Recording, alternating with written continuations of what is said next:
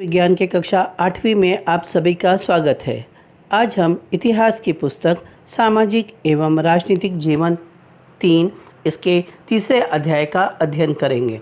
अध्याय का नाम है ग्रामीण क्षेत्र पर शासन चलाना, रूलिंग द कंट्री साइड। आज हम इसके दूसरे भाग का अध्ययन करेंगे। कल हमने इसके पहले भाग का अध्ययन किया था, जिसमें हमने अंग्रेज़ों की राजस्व संबंधी, भू राजस्व संबंधी विभिन्न नीतियों के बारे में हमने पढ़ा। हमने चार्ल्स कॉर्नवालिस के द्वारा लागू की गई स्थायी बंदोबस्त प्रणाली के बारे में हमने पढ़ा। हमने होल्ट मैकेंजी के द्वारा लागू की गई महालवारी व्यवस्था के बारे में पढ़ा। हमने अलेक्जेंडर रीड और थॉमस मुनरो के द्वारा भारत में लागू की गई रैयतवारी व्यवस्था के बारे में पढ़ा। इनके पीछे उद्देश्य यही था कि किस प्रकार से भारत में उनका राजस्व को स्थायित्व प्राप्त हो, किस तरह से उन्हें नियमित आमदनी प्राप्त होती रहे।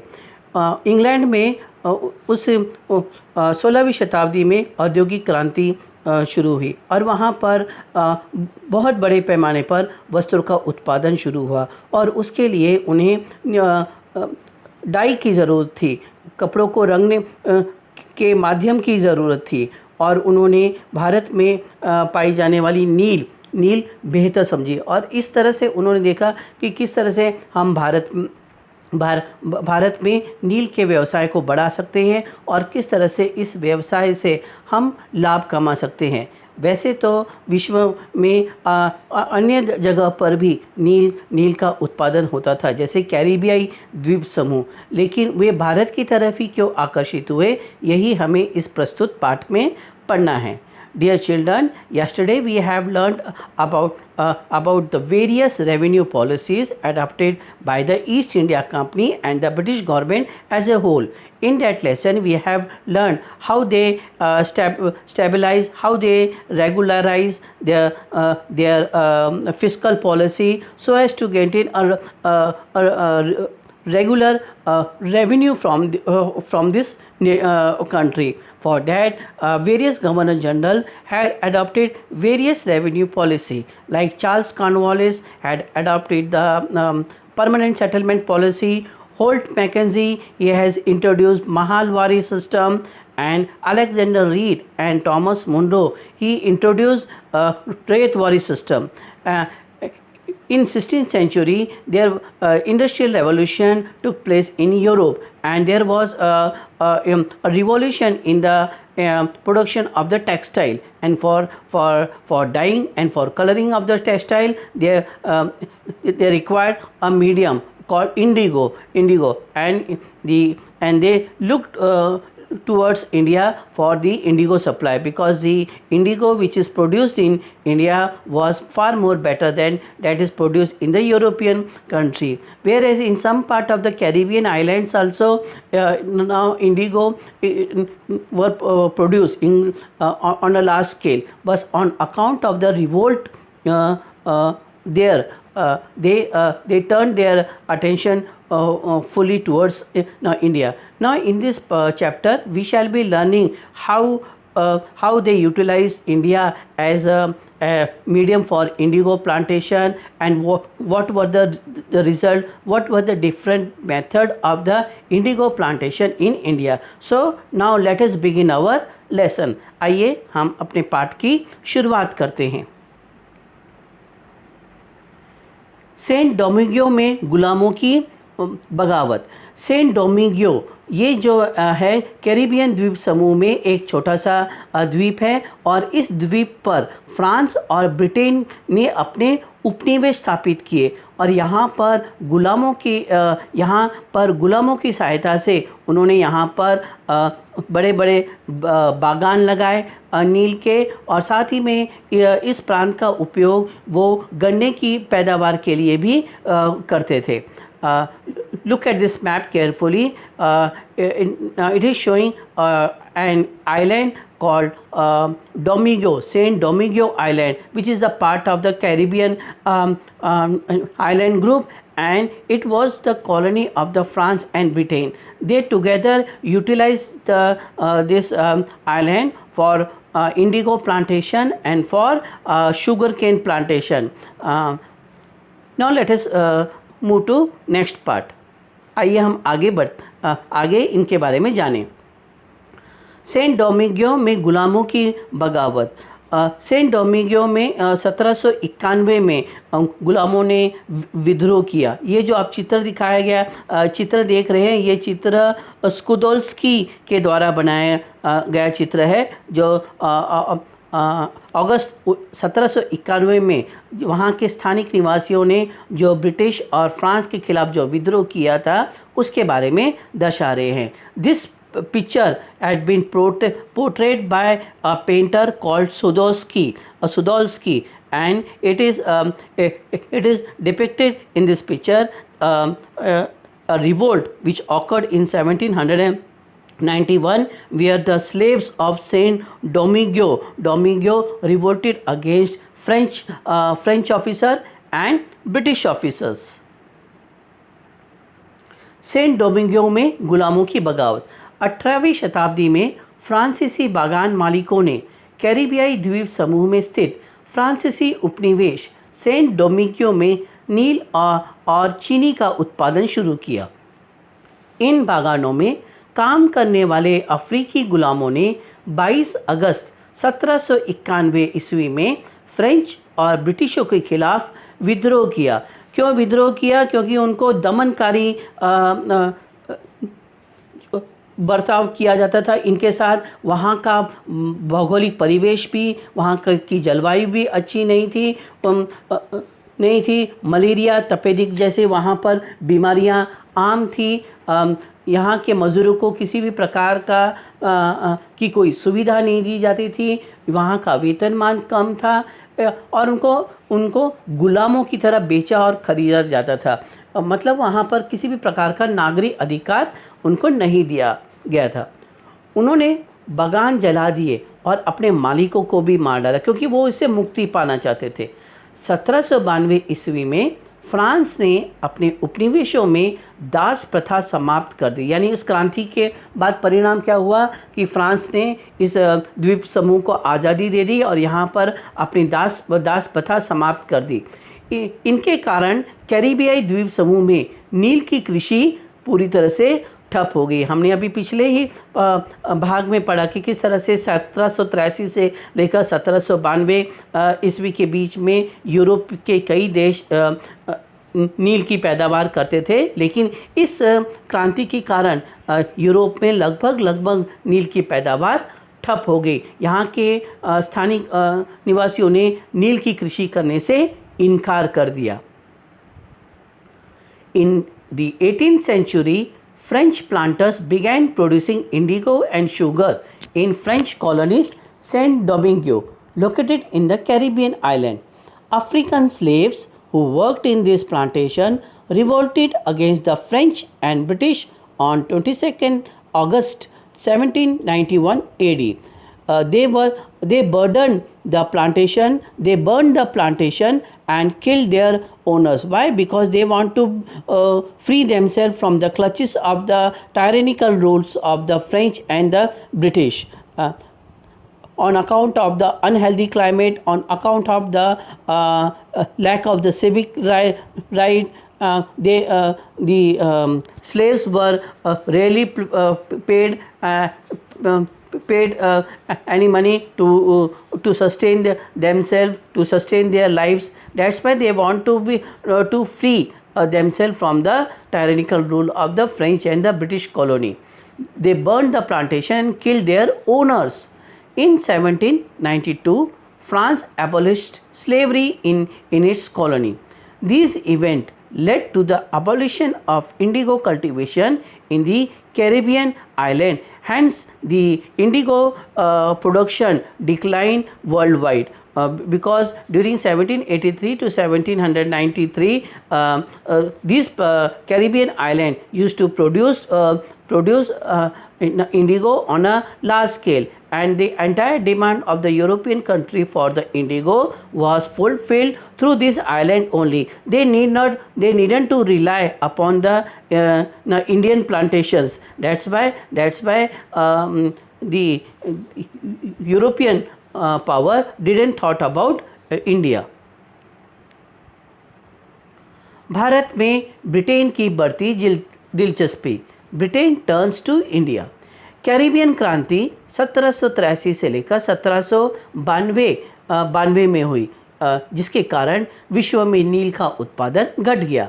18वीं शताब्दी में बंगाल में नील की कृषि में क्रांतिकारक बढ़ोतरी हुई। वैसे भी यहाँ भारत की जलवायु उष्णकटिबंधीय प्रकार की है और इस जलवायु में नील की पैदावार अच्छी होती है। यहाँ पर पैदा होने वाला नील गाढ़ा होता है, उसके रंग चटकदार होते हैं और यहाँ पर श्रमिक भी सस्ते दामों पर मिलते हैं। इसीलिए भी ब्रिटेन ने अपना ध्यान कैरिबियन आइलैंड से हटाकर भारत की ओर लगाया।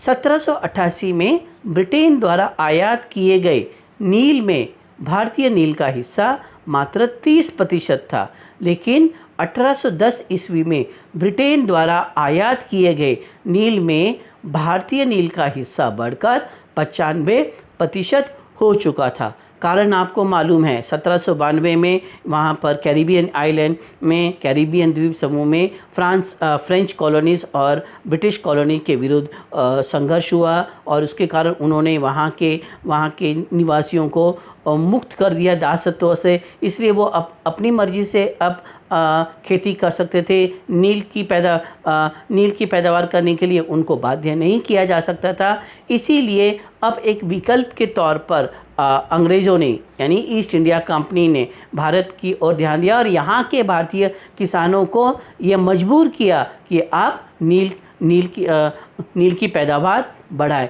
और इसीलिए यही कारण था कि 1810 में भारतीय नील का निर्यात यूरोपियन देशों में बढ़ गया। वो 30% से बढ़कर 95% तक हो चुका था।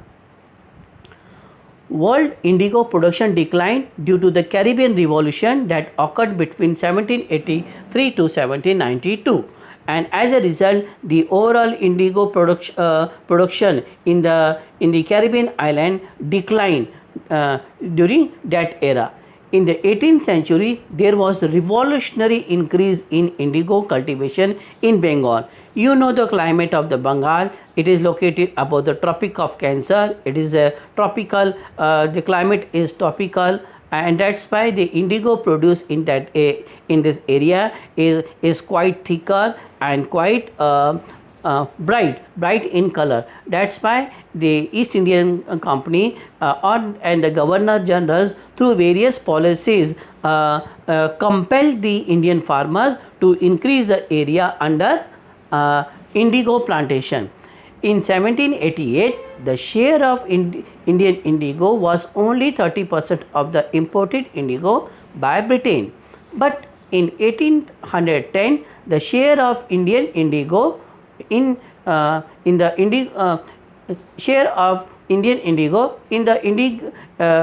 indigo imported by Britain has increased to 95%. Right now, I have explained you why the share of Indian indigo export rose to 95% to the European country, because governors and the various British officials compelled the local farmer to increase the area under indigo plantation. Bharat में नील की बढ़ती संभावनाओं को देखते हुए east India company के अधिकारी और व्यावसायिक एजेंटों ने निवेश करना शुरू किया। यानी यहाँ पर भारतीय ज़मीन पर यहाँ पे उन्होंने निवेश करना शुरू किया। उन्होंने यहाँ पर बागान में पैसा लगाना शुरू किया। बहुत सारे अधिकारियों ने इस व्यवसाय में पूर्णकालिक ध्यान देने के लिए अपनी नौकरियाँ तक छोड़ दी।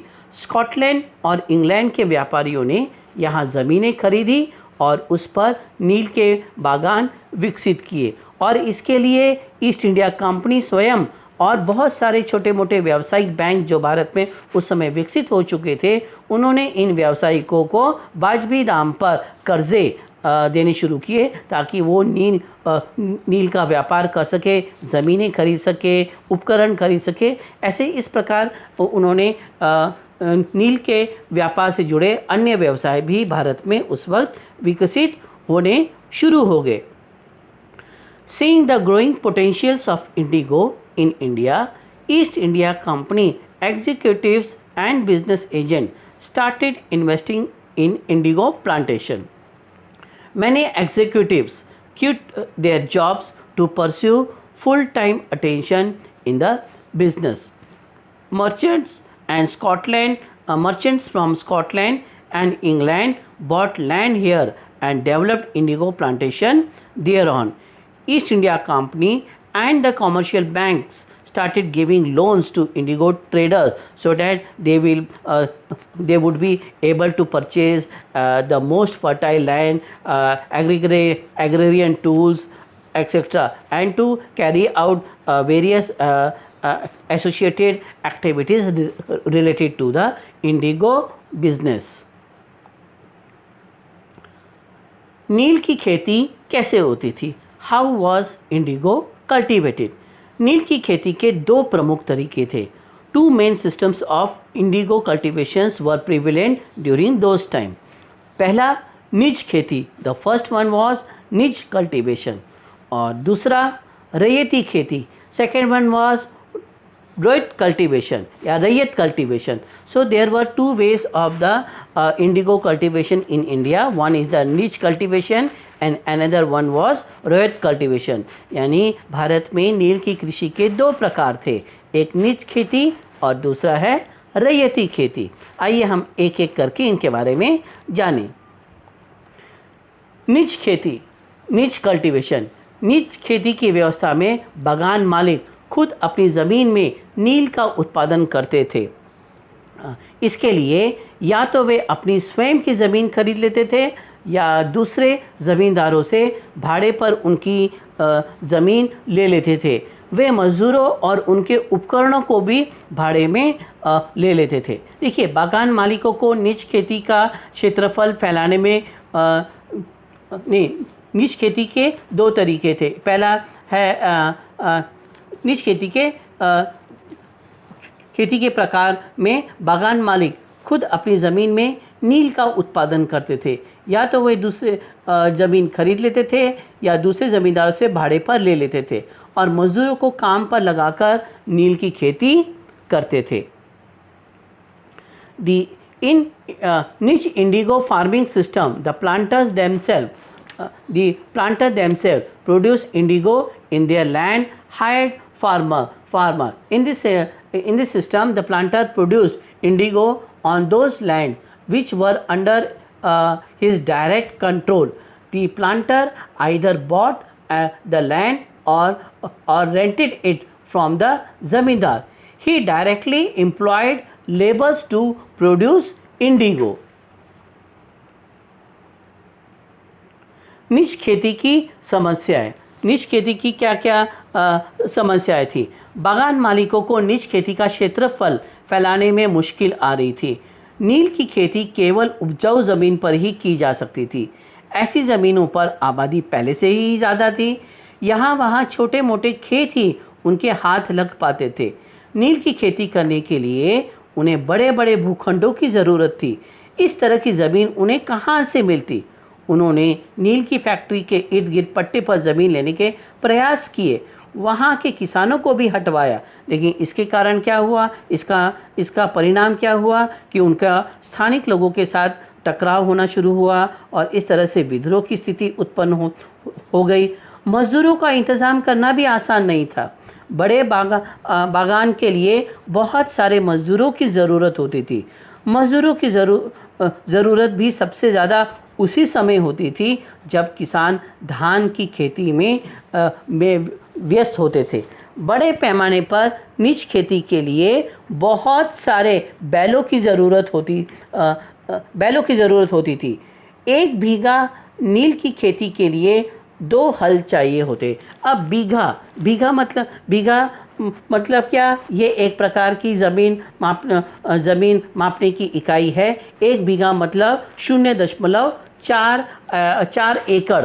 0.4 एकड़ भूमि मतलब एक बीघा. ये जो है इकाई बंगाल में इस्तेमाल की जाती थी. तो इसका मतलब था कि किसी बागान मालिक के पास अगर 1000 बीघा ज़मीन है तो उसे 2000 बैलों की ज़रूरत पड़ती थी.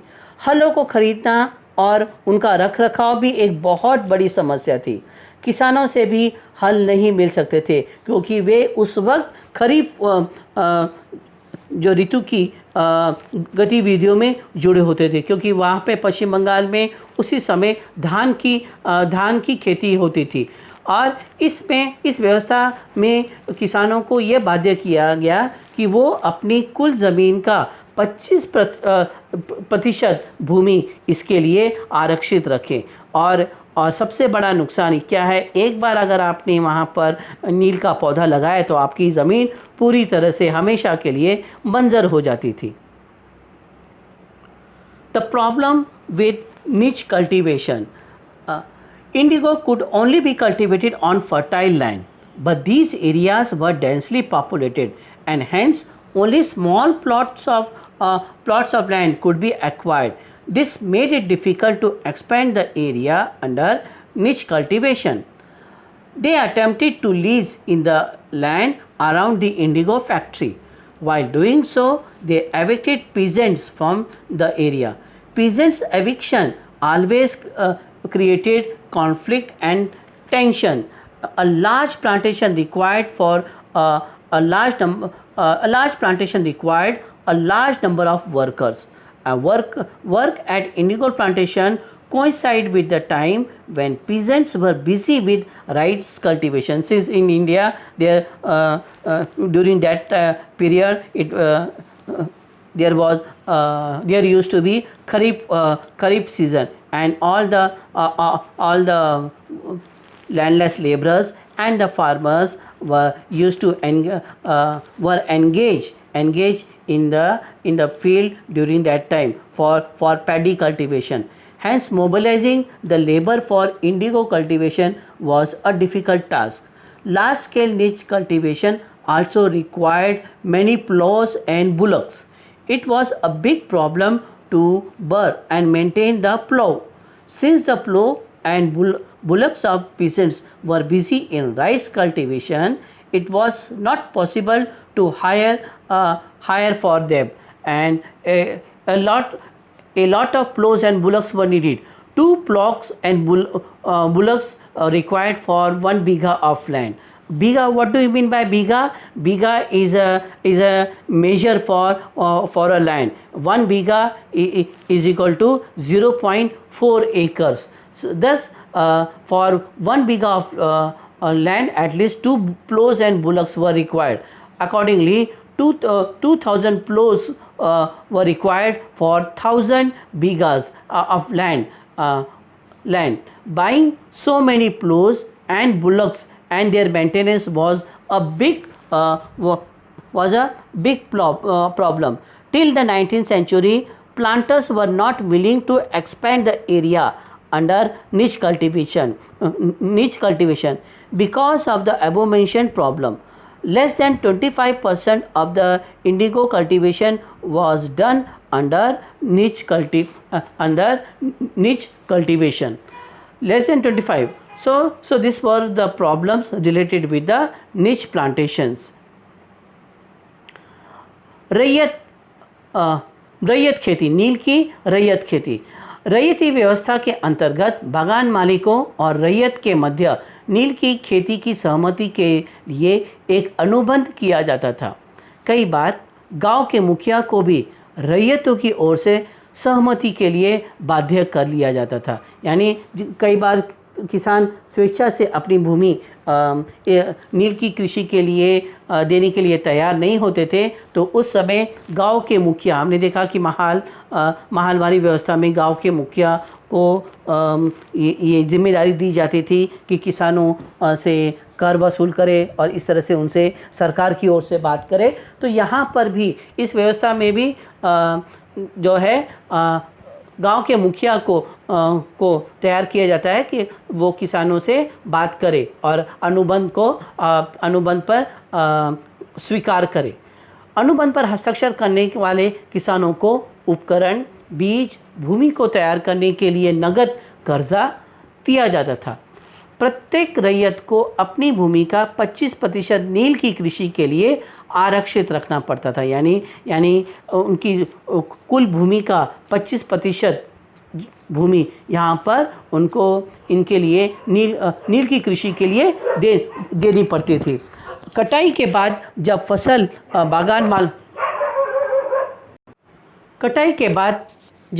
फसल बागान मालिक को सौंप दी जाती थी, तब किसानों को नया कर्जा मिलता था और पुनः वही चक्र दोहराया जाता था। Ryout cultivation. Under the Ryout system, indigo cultivation was done by the ryots. The planters made the ryot to sign a contract or an agreement, whom we call satta in the local language. Sometimes they pressurized the village headmen to sign the contract on behalf of ryots. After signing the contract, ryots got cash advances from the planters, but after taking the loan, the ryot was committed to grow indigo on at least 25% of his land holding. Seeds and drills were provided by the planters. The cultivators prepared the soil, sowed the seed, and looked after the crop. See, under the royalty system, a contract was entered into between the planters and the ryots for the consent of indigo cultivation. Many times the head of the villages was also forced to agree on behalf of ryots. The farmers who signed the contract were given cash loan to fix equipment, seeds and land. Each ryot had to reserve 25% of their land for indigo cultivation. After the harvest, when the crop was handed over to the planter, farmers got new loan and the same cycle was repeated again. So this was the royalty system of indigo cultivation during the East India Company period. Problem with ryout cultivation. रईती की खेती की समस्या। रैयतों को नील की कीमत बहुत कम मिलती थी। रैयत हमेशा कर्जे के दुष्चक्र में फंस जाते थे। रैयतों को अपनी सबसे उपजाऊ भूमि नील की खेती के लिए देनी होती थी, जिस पर वे धान आदि उपज ले सकते थे। यानी सबसे बढ़िया, सबसे अधिक उर्वरता वाली भूमि नील की कृषि के लिए दी जाती थी। नील की कृषि के कारण भूमि हमेशा के लिए बंजर हो जाती थी। क्योंकि नील के पौधों की जड़ें बहुत गहरी होती थी और मिट्टी की सारी उर्वरता खींच लेती थी।